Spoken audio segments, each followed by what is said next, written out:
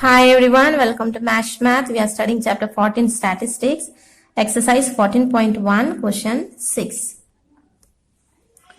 The table below shows the daily expenditure on food of 25 households in a locality.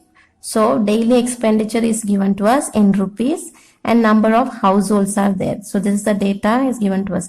There are households, 4 households are there whose expenditures are 100 to 150 rupees. There are 5 households are there whose expenditure is 150 to 200. So that's what data is given to us. So let's write down these 2 columns. Then find the mean daily expenditure on food by a suitable method. So choice is given to us. Whichever method you want to use, you can use either direct method or assumed mean method or step deviation method. I am going with the step deviation method. So I have just copied down the question that is given to us, the data and the number of households that are given to us. So what we have to do, first we have to find out xi. With whichever method you are using, you need to find out the xi. And how to find out xi, I have told you, upper limit plus lower limit, this sum up to and divide by 2, that you will get xi. Xi means actually class mark. So xi, to find out xi is equal to upper limit plus lower limit divided by 2. So upper limit is 150, lower limit is 100 divided by 2. So that means 100 to 50 divided by 2. So when you cancel, so 1 time, then 2 times 2, 2 times 1 carried forth 10, so 5 times 10. So 125. So you will calculate like this xi. So it will come 125. So once you calculate the first thing, that is enough. Now find out the class interval. So first you see, first of all, this is a data is in continuation. Here 150 ending, starting here 150. 200 ending, starting with the 200. So there is a continuation. So there is no need to worry. Just find the class interval. Class interval, how to find out? Class interval, upper limit minus lower limit. So upper limit is 150, lower limit is 100. So 150 minus 100 will give us 50. So this is our class interval. So once you know 50 is a class interval, just add with this. So 125 you add 50, you will get 175. Now add 50 here, you will get 225. Add 50 here, get 275. Add 50 with this, you'll get 325. So that's how you get the xi. So now if you are going to use the direct method, fi and xi you have to multiply and then get the summation and put it in the formula. See, in the introduction I taught you direct method means once you get the xi, both fi and xi you multiply and then total it here and then put in the formula and find the answer.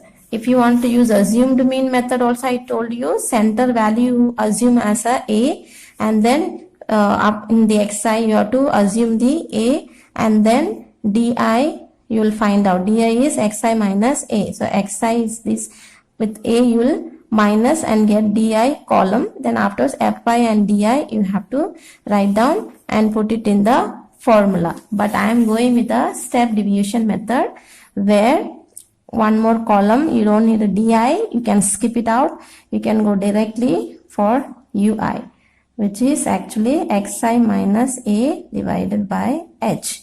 Xi, you know, this is xi. A you have to find out, that is in the center value you have to find out. 1, 2, 3, 4, 5 are there. So at the center this number comes. So this is your a. So now this is xi, this is your a. So xi minus a divided by h. H is what actually? Class interval. This is your h. H is actually class interval. So you don't need to do all this calculation. Xi means 125 minus a and then divide by 50, that is class interval. So then when you calculate you get ui. But then I told you there is no need of any calculation. Just directly where you have A, you have to just put it 0 here. A, where is there? 0, and then 1, 2, 3 you have to write down. And whatever is on top, put it negative. So this is your ui. You calculate and see, you will get the same value. Then after this, you will write down fi and ui.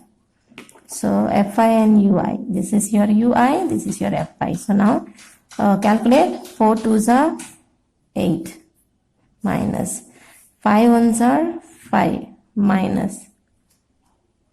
Then with 12 into 0 will give you 0. Then 2 1s are 2. 2 2s are 4. You see, calculation becomes easy. Otherwise, fi and xi, if you have to multiply, you see, then it will become bigger number, and that you have to total it. That's why step deviation method becomes easier. Okay, so now what is the formula? So we are doing step deviation method, right? Step, you have to mention which method you are doing. Since the question is asking, you choose whichever method you need. So step deviation method, so you have to mention. So step deviation method formula is x equal to a plus h summation of fi ui divided by summation of fi. So we know a is what? Assumed mean is 225. Always answer should come more or less with the assumed mean. Okay. So assumed mean a is 225 plus h is class interval. So that is 50. FIUI is FIUI.